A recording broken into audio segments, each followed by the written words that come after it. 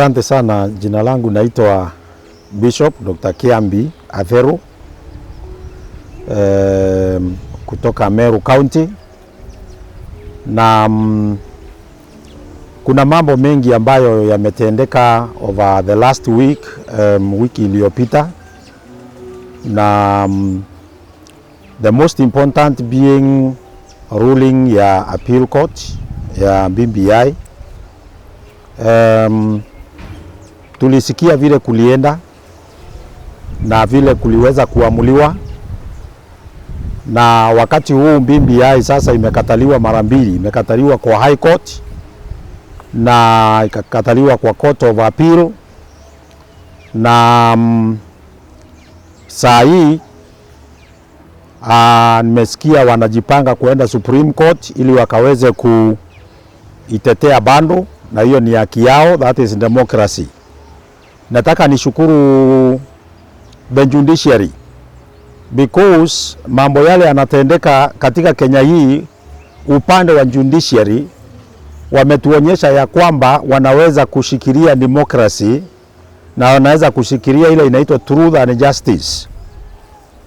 Uamuzi wa koti bila uoga ni kitu ambayo inafaa kutufunza sisi sote ya kwamba tunaweza kuweza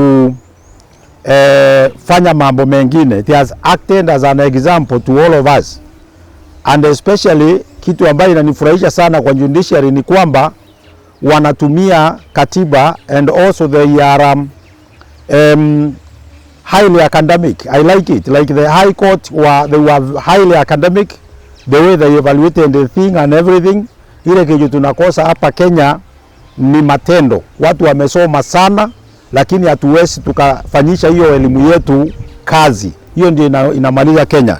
Having said that, niseme ya kwamba kutoka mwanzoni mimi nilikuwa nimekataa BBI. But ilipotengenezwa nikaona ilikuwa na mazuri na mabaya. BBI, let me say, it was very good, and I saw it being very good, except ilikosa focus. Ilikosa kufocus kitu moja, lengo moja, ikawa na maswala mingi ambayo mengine hayakuwa mazuri kwa Wakenya.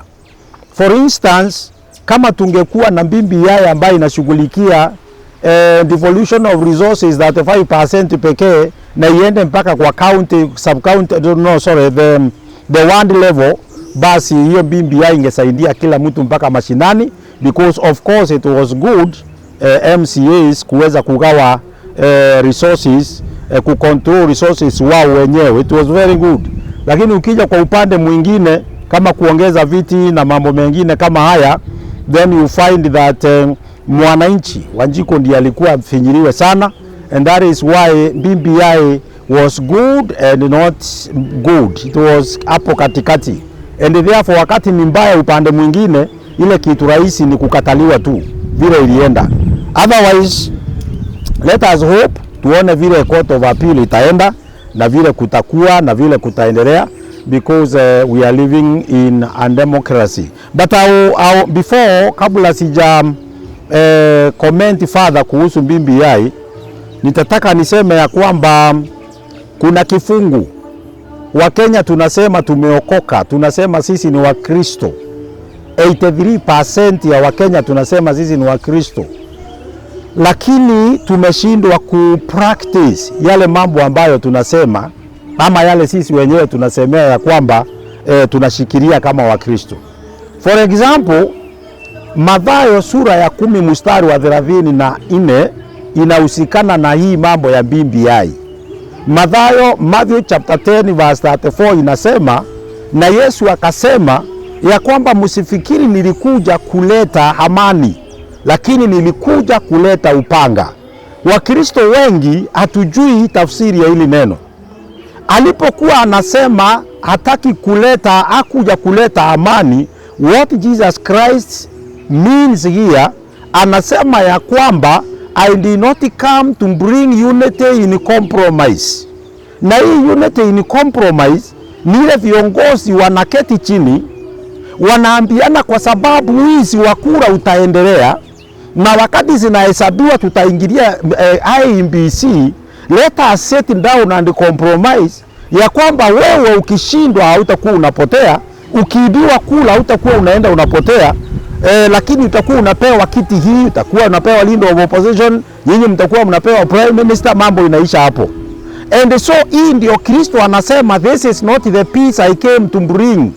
Tunaweza kusema tunapea Wakenya amani, sikatai, lakini ni amani ambaye iko under compromise. It is a compromised peace, and I think this is what the court of law is fighting against.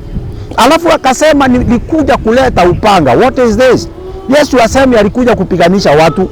Anasema I came so that I can administer truth and justice.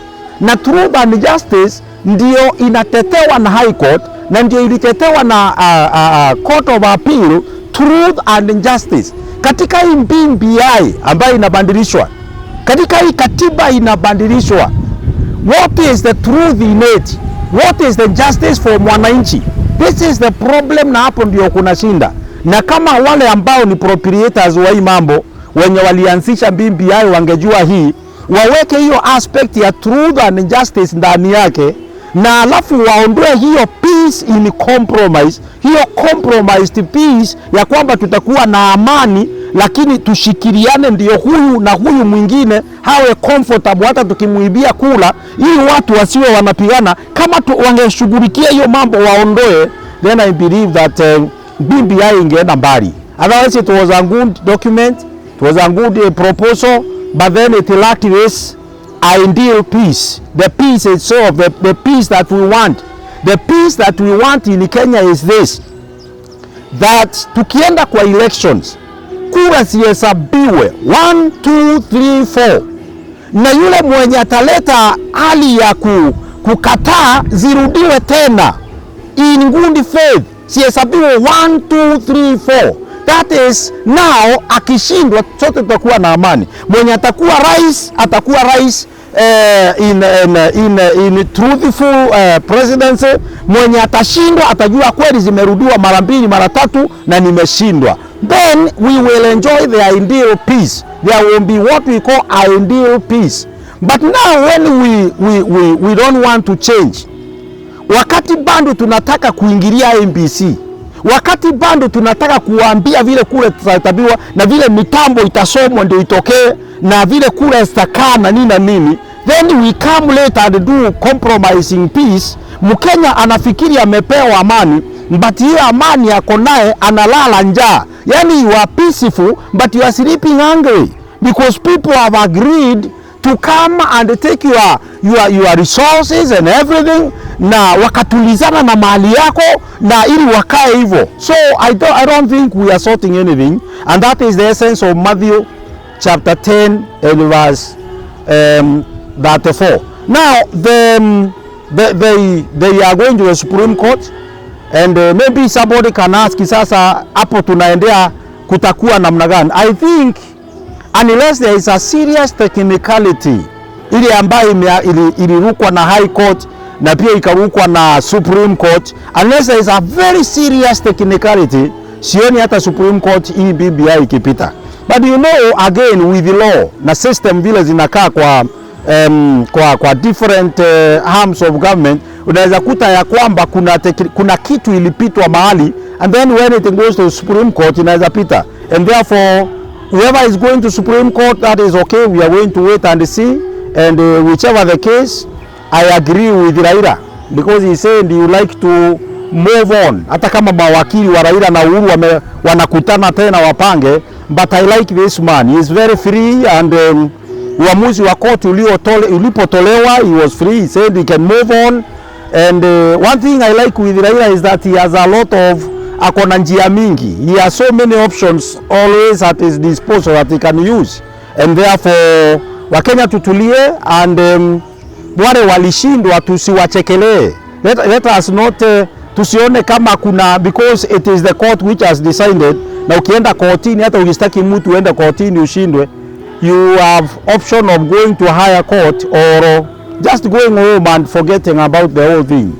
So that is the issue with the BBI. Meru County government tuko na shinda ya wafanyikazi wa health, and that is very true and it is very sad because sidhani ya kwamba kuna jambo ambalo linaweza kuwa ngumu katika kutatua mambo ya Meru County Ministry of Health Workers.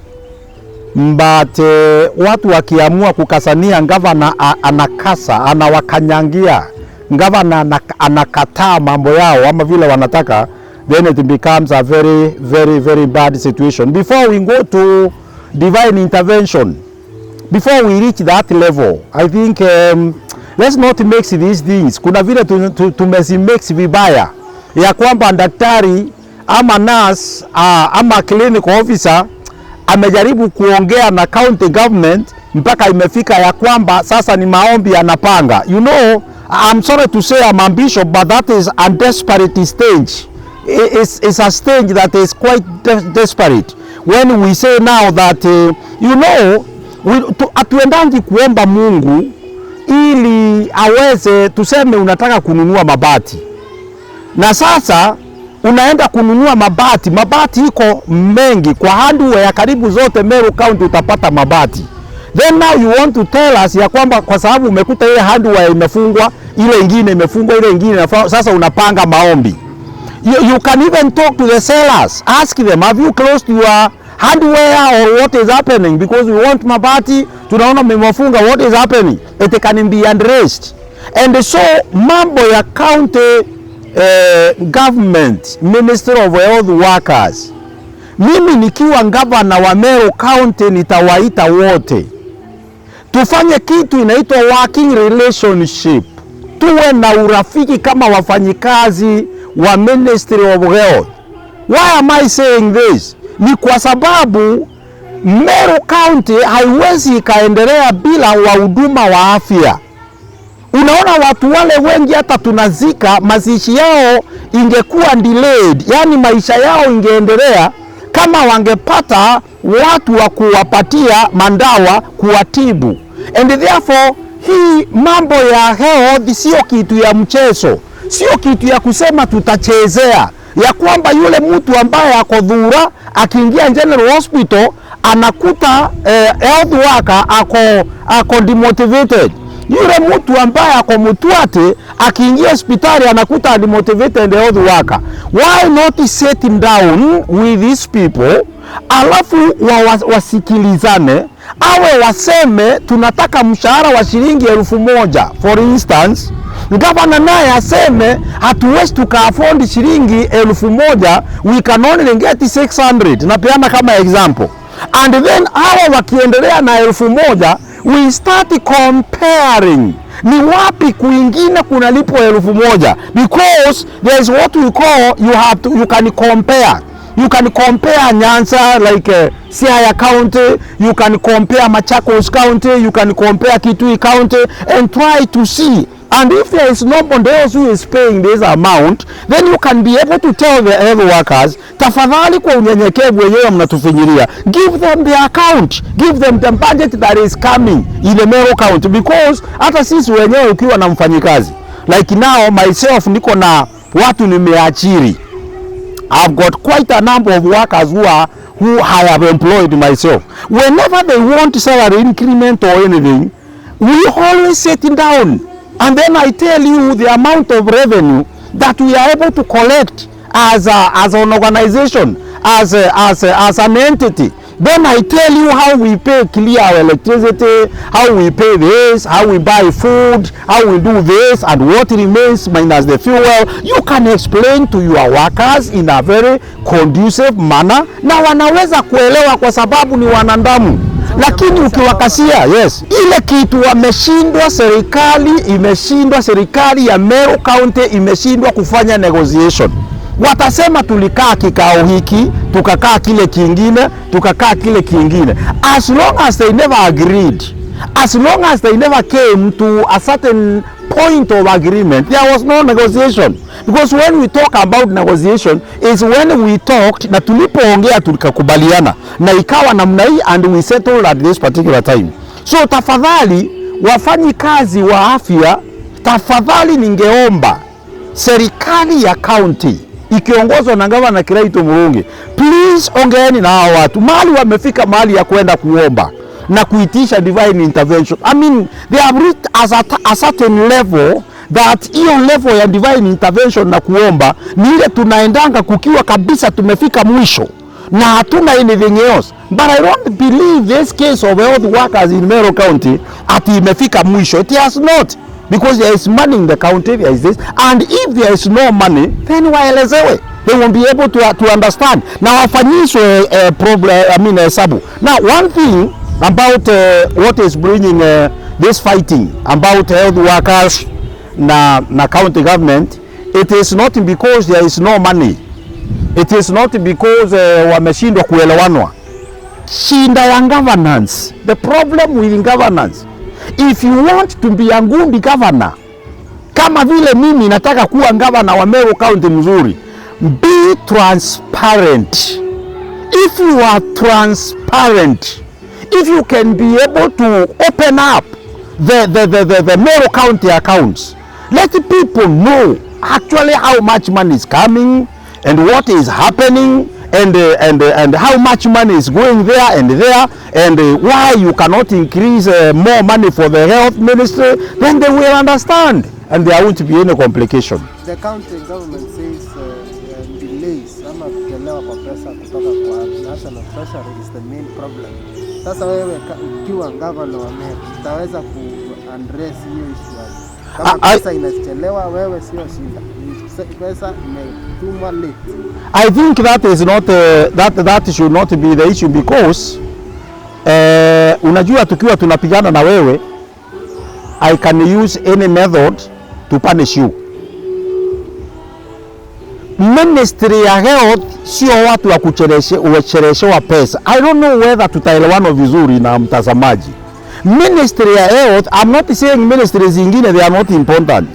But remember here we are dealing with doctors, nurses, clinical officers and even the people who are cleaning the place, and that place ni maisha ya watu tunashughulikia.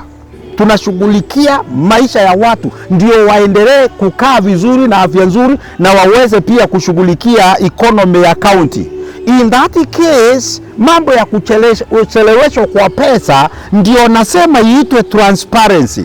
Can we call those people and tell them, look here, there is this proof that hatujapata pesa, hakuna mtu amelipwa pesa, hata governor, hata deputy, hata wafanyikazi wengine wote hawajalipwa pesa, and it is because of the delay. That person will understand, and then you can even try to look for how else you can kuwashughulikia, because that is an essential service. You can always get money because wewe ukiwa governor you have got other sources, you are collecting even revenue. Try to see whether it can be enough for these health workers. Tunaweza simamisha mambo ya miradi ingine ingojee pesa, miradi ile ambayo tunajua is not really the life for human beings is not hanging on it. Tunaweza simamisha vitu mbalimbali, barabara tusimamishe, maji simamishwe, tusimamishe hii, lakini wenye wanaenda hospitali tuhakikishe kwamba wanapata dawa na wenye wanawatibu they are comfortable, and that will be okay.